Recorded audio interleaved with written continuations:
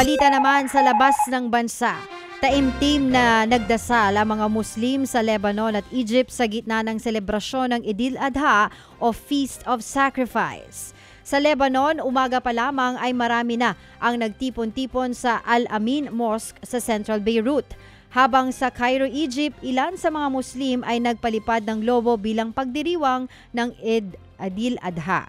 Ayon sa report, aabot sa higit 2 bilyong Muslim ang makikiisa sa selebrasyon ngayong taon.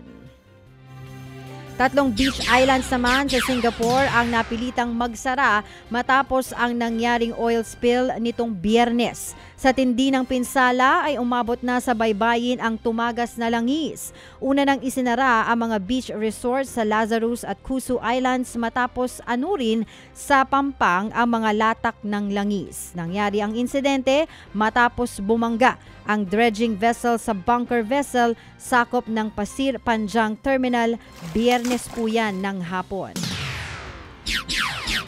Nilooban naman ng aabot sa 20 kawatan ang isang tindahan ng alahas sa California sa Amerika.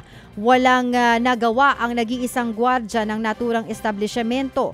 Pinukpok ng mga kawatan ang mga lalagyan ng alahas saka nilimas ang mga ito. Inabot lamang ito ng 3 minuto bago sila tuluyang tumakas. Ayon sa huling ulat, aabot na sa 5 magnanakaw ang naaresto ng mga otoridad.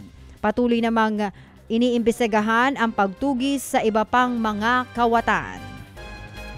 Ted Filon at DJ Chacha ngayon nasa Radyo 5 92.3 News FM Monday to Friday 6 to 10 a.m.